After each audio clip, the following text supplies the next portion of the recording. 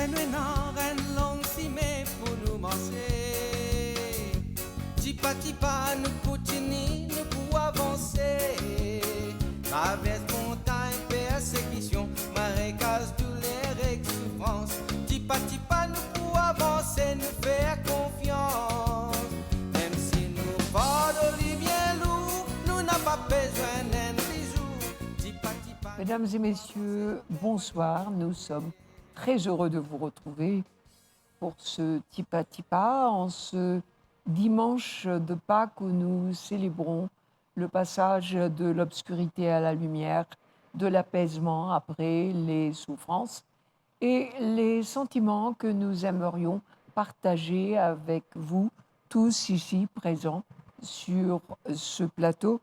Ce sont ces paroles du pape François qui disait que grâce à la sensibilité de celui qui compatit avec le souffrant, naît dans la rencontre une histoire de solidarité et d'espérance qui abat les murs de l'isolement et de la peur. Donc, bonne fête de Pâques à vous tous qui nous suivez aujourd'hui et bonne fête de Pâques à vous trois. Docteur François Tadbois, nous avons Darshini Ramji qui est de Autiste Maurice, puisque nous allons célébrer le 2 avril la journée mondiale de l'autisme. Et nous avons Jerry Chung qui est président de l'APIM. Jerry, vous êtes également père de Kenny qui a aujourd'hui 30 ans et qui est trisomique. Et nous avons célébré d'ailleurs le 21 mars la journée mondiale de la trisomie.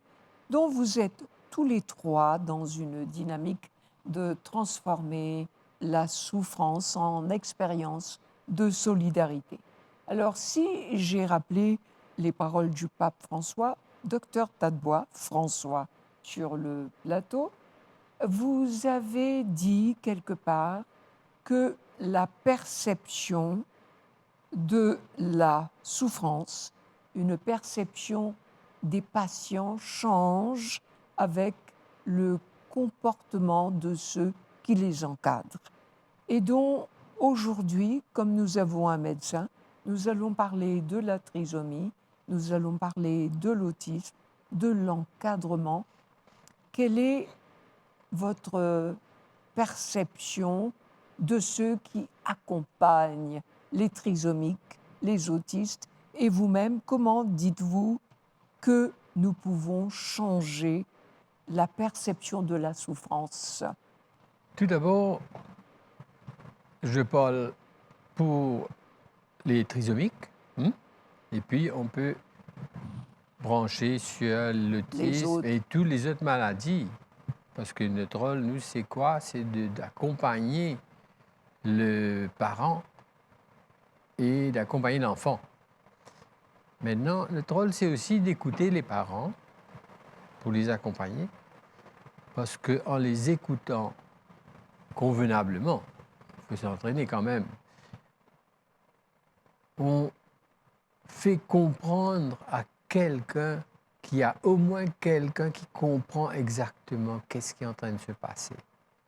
En fait, le but, ce n'est pas de comprendre ce qui se passe. Le but, c'est de permettre à la personne de faire de l'ordre dans ses idées et à ce moment-là, d'apaiser sa souffrance. Le jour où elle a pu comprendre qu'est-ce qui se passe dans sa tête. Donc, chez les trisomies 21, imaginez-vous une maman de 30 ans et elle accouche de son premier enfant, ça arrive de nos jours parce que les mamans sont plus vieilles, et qu'on vient lui dire « Madame, oh, c'est un beau bébé, c'est un trisomie 21 ». Vous imaginez l'impact que ça a sur elle. Et c'est de ça, comme tu dirais, que c'est très important pour nous d'avoir le contact avec les parents et les enfants et de suivre un peu leur évolution. Bien sûr, pour suivre l'évolution d'un trisomique, un bon pédiatre, c'est ça son travail. Parfois, ils sont pris de court parce qu'ils n'ont pas suffisamment de temps pour écouter.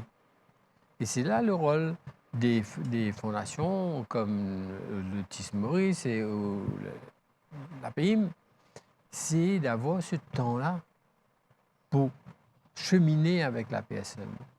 Jerry, vous êtes président de l'APIM et nous parlions de la réaction des parents quand on leur dit que leur enfant est porteur de trisomie 21, c'est bien comme ça. Qu'est-ce que vous aviez ressenti? Comment ça s'est passé? Ben, au fait, bon, normalement, même si c'est le premier ou le second enfant, c'est toujours la joie d'accueillir un enfant. Alors, D'accord? Mais alors, quand l'enfant est né, c'est une grande joie pour les parents, pour la famille aussi. Et puis, après 2-3 jours, quand on apprend que l'enfant a un handicap, comme dans mon cas, c'est la trisomie, ah ben, comme si on sentait que, comme si le monde s'écroule pour nous. Alors, tous les rêves qu'on avait pensés pour l'enfant, tous les rêves s'envolent. Alors, nous, c'était vraiment la tristesse. On a pleuré. Pendant au moins 2 semaines, on ne savait pas quoi faire. Alors, il faut accepter, il ne faut pas accepter.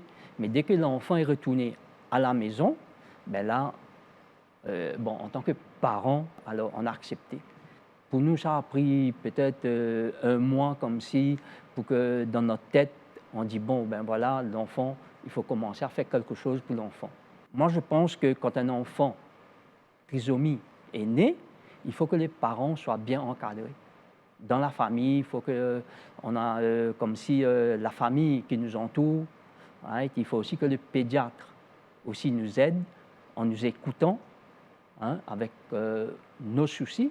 Il faut que les pédiatres nous conseillent au niveau dans l'immédiat, hein, quels sont les problèmes qu'on va rencontrer, et puis dans les mois à venir, quels sont les problèmes qu'on allait rencontrer. vous êtes aujourd'hui vous-même président de l'APIM. Il ne faut pas oublier que l'APIM a été créée, fondée par Nancy Piat, qui elle-même avait un enfant trisomique. Et comment l'APIM vous a accompagné et comment aujourd'hui vous êtes président de cette association? On a été, quand l'enfant est né, Kenny est né, on a été conseillé par quelqu'un d'aller à APIM. L'APIM était à Saint-Paul à cette époque-là. On est allé à APIM quand Kenny avait 2 mois. Et puis, bon, on est entré dans les services intervention précoce qui prennent en charge l'enfant. Et je pense que c'est important que dès que le bébé a peut-être 1 mois ou 2 mois, d'entrer dans l'intervention précoce. Là où il y a des physios, tout ça qui prend en charge l'enfant, c'est important. Hein? Et nous, on a cheminé avec APIM pendant 30 ans. On était parents membres, et Kenny était à la garderie pendant 7 ans et a fait ses écoles, disons l'école Lorette de Vacquois pendant 6 ans, et puis a été au collège Saint-Andrews et Saint-Patrick. On a essayé de l'intégrer dans une école normale. Hein? Et puis à l'âge de 22 ans, il faut quitter l'école, il faut quitter les collèges, tout ça. Et puis là, il a intégré l'APIM. Darshni, nous parlerons de la trisomie, mais nous parlerons aussi de l'autisme, puisque le 2 avril, c'est la journée mondiale de l'autisme. Nous avons une pensée pour Géraldine Alifon, qui, elle aussi, était maman d'un enfant autiste et qui a créé cette association que vous représentez aujourd'hui. Donc, parlez-nous de votre rôle au sein de l'autisme, Maurice. Comment est-ce que vous accompagnez ceux qui en sont atteints? Alors, à Autisme Maurice, mon rôle, c'est quand même de gérer une deuxième branche d'Autisme Maurice. Alors, on a quand même 2 écoles. Une école qui se trouve à Béto et une deuxième à Caledine. Alors, à l'école, notre rôle, enfin, j'ai parlé pour tous mes collègues aussi. On est là pour encadrer l'enfant, pour s'assurer à ce que l'enfant devienne autonome. Alors déjà, notre but à Autisme Maurice, c'est développer l'autonomie de l'enfant, à ce que l'enfant demain puisse devenir minimum indépendant, habillé, préparer un petit morceau de pain, pouvoir quand même éventuellement voyager. Alors, nous, à Autisme Maurice, nous utilisons justement les techniques de travail qui nous aident à encadrer les élèves, justement. Et on a aussi l'accompagnement des thérapeutes, des psychologues qui sont là justement pour former les éducateurs et pour aussi voir comment les enfants sont dans les classes et quelles aides ils ont besoin justement. Et docteur Tadbois, est-ce qu'il y a des similitudes entre la trisomie et l'autisme? Non, ce n'est pas la même chose. Dans la trisomie, il y a un problème au niveau du programme. Donc, c'est un enfant qui va sortir là différent des enfants de la région.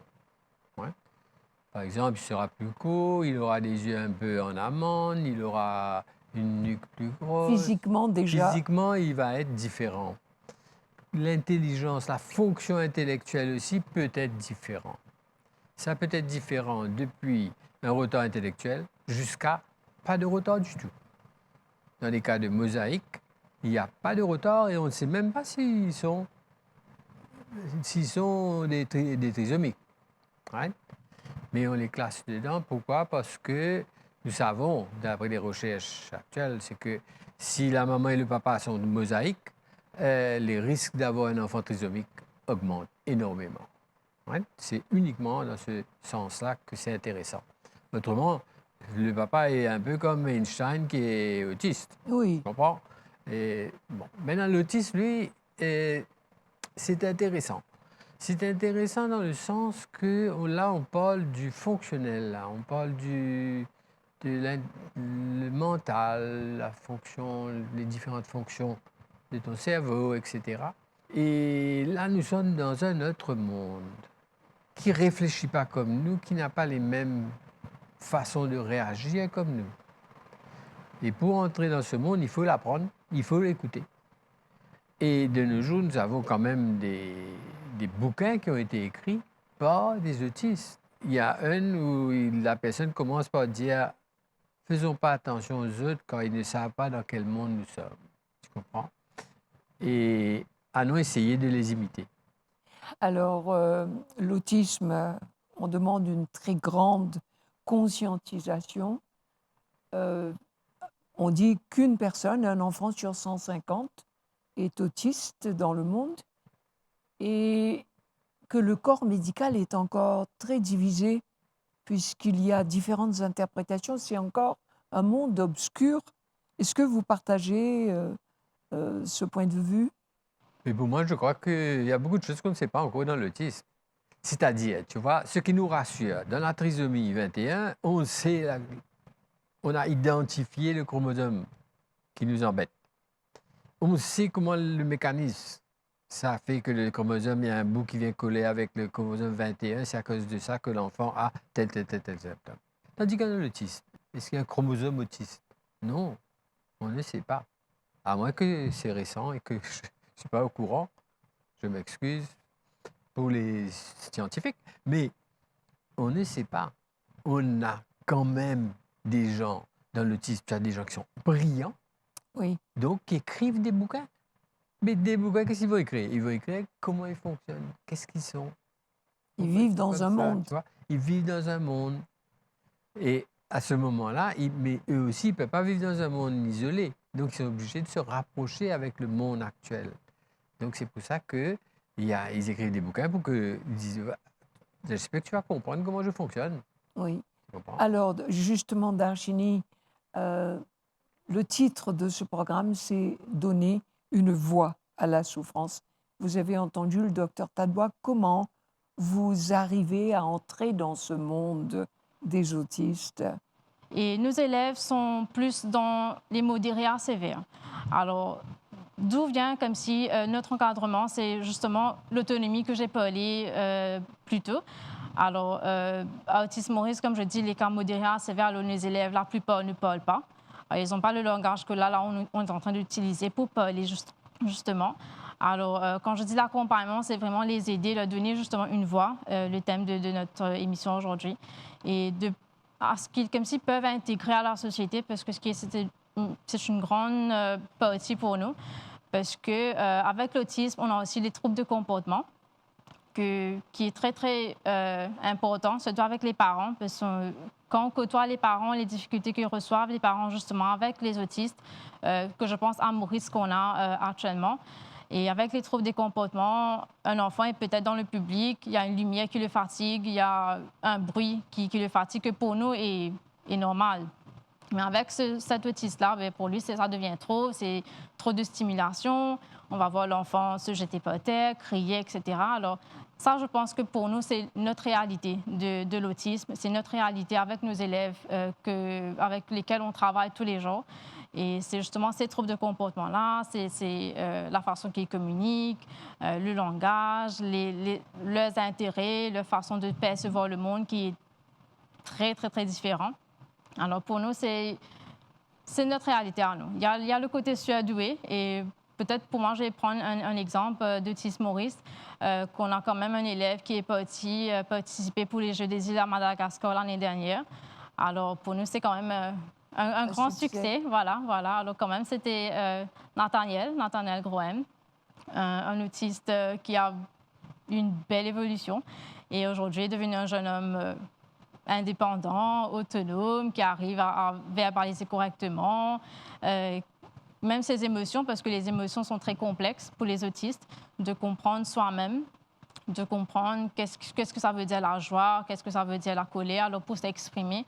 Alors, pour nous, pour un élève qui est parti à Madagascar, et non pas avec ses parents, mais avec notre directrice, justement, alors pour nous, c'est quelque chose une fierté pour Autisme Maurice. Voilà. Ouais, mais l'autisme, tu vois, même le niveau de level. Ouais. Reviens à cet exemple que j'avais donné là, où la psychologue ne pouvait pas joindre le bug. Pendant 3 semaines, c'était un autisme bas niveau, pas intéressant. Alors que quand il a commencé à regarder la psychologue, là, la porte s'est ouverte. Et qui nous dit que ce n'était pas un level 3 super doué. On ne sait pas. On ne sait pas analyser. Maintenant, il peut vouloir que tu rentres dans son monde parce qu'il t'a compris. C'est comme si je dirais une malade qui va tu écoutes une malade. Et si tu commences à dire, mais non, tu aurais dû faire ça, elle n'a pas envie de t'écouter. Et ça se passe dans les conversations de tous les jours. Donc, maintenant, vu qu'on n'a pas un point de départ, on ne peut pas dire que les surdoués sont des autistes. Non, parce que l'autisme, il a premièrement la question de langage, etc. Et puis, il a quand même un comportement qui est différent. Hein? Et il aime bien ça. Il y a du bruit. Il n'aime pas la lumière. Tu comprends? Il a un comportement qui est tout à fait différent. À ce moment-là, tu peux venir dire, oui, ça ressemble à un autisme, mais il ne faut pas oublier que l'autisme évolue. J'ai une fois une jeune fille qui est venue me voir parce qu'elle faisait son test pour l'Australie. Hein? Elle avait 23 ans, etc. Et je l'examine, je lui dis, oui, alors finalement, tu n'as rien du tout, etc. Bon, tu es OK, pas de problème pour ton dossier.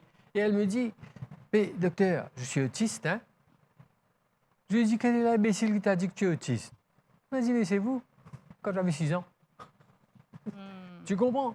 Ce qui veut dire que quand on ne connaît pas, il faut dire qu'on ne connaît pas.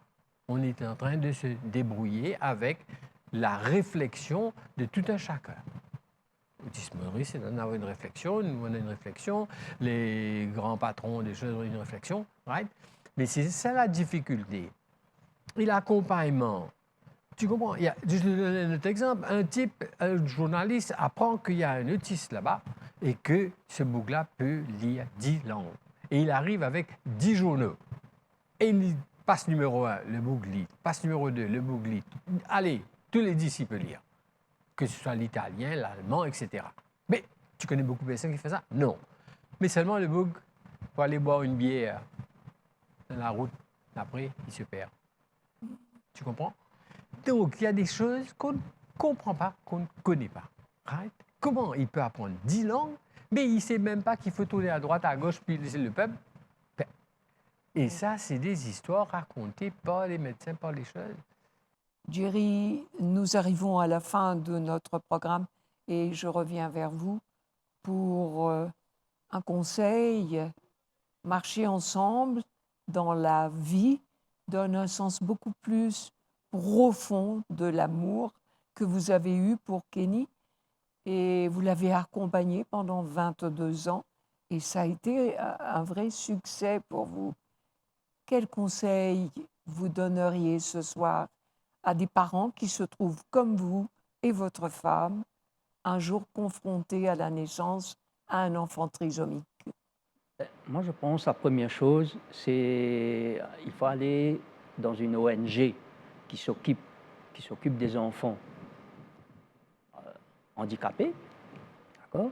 Et là, bon, dès la naissance, il faut prendre en charge. Et, il faut venir à l'APIM, où l'intervention précoce, c'est de 0 à 6 ans, et prendre en charge l'enfant. Et puis, c'est ça qui va l'aider à grandir. Et puis aussi, je pense que au niveau des parents même, il faut essayer de se regrouper pour que les parents puissent se parler, se discuter de leurs soucis, de leurs joies, essayer de partager leur partage de tous les jours avec l'enfant. Moi, je pense que c'est important. C'est très important. C'est très important. Voilà, je vous remercie tous les trois d'être venus aujourd'hui et nous allons terminer ce programme de Pâques avec une belle chanson célébrant la lumière. Donc, bonne semaine à vous tous. Merci de votre attention et à dimanche prochain pour un autre Tipa Tipa, ensemble, nous avancer. Tiens ma lampe allumée, la flamme est si fragile. Ce soir je viens mendier ton pain, ton eau, ton huile. Tiens ma lampe allumée jusqu'à ton domicile. Toi seul peux me guider. Allume dans mon cœur quelque chose de vrai, quelque chose de toi, que rien ne puisse éteindre, ni l'échec, ni la peur, ni le poids des années, et que puisse mon pas chercher à te rejoindre. Tiens ma lampe allumée, la flamme est si fragile. Ce soir je viens mendier ton pain, ton eau, ton huile. Tiens ma lampe allumée jusqu'à ton domicile. Toi seul peux me guider. Allume dans mes yeux quelque chose de pur, quelque chose de toi, que rien ne puisse éteindre, ni le poids du présent, ni l'avenir peu sûr, et que dans mon regard ta clarté vienne poindre. Tiens ma lampe allumée, la flamme est si fragile. Ce soir je viens mendier ton pain, ton eau, ton huile. Tiens ma lampe allumée jusqu'à ton domicile. Toi seul peux me guider. Allume dans mes mains quelque chose de doux, quelque chose de toi, que rien ne puisse éteindre, de petit, de discret, de brûlant, d'un peu fou, et que puissent mes bras savoir encore étreindre. Tiens ma lampe allumée, la flamme est si fragile. Ce soir je viens mendier ton pain, ton eau, ton huile.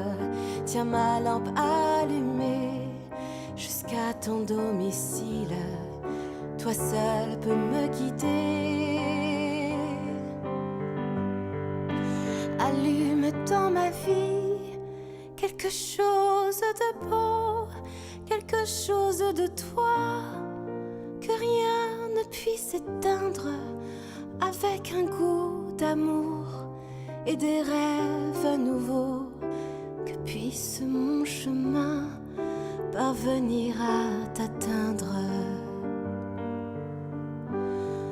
Tiens ma lampe allumée, la flamme est si fragile. Ce soir je viens mendier ton pain, ton eau, ton huile.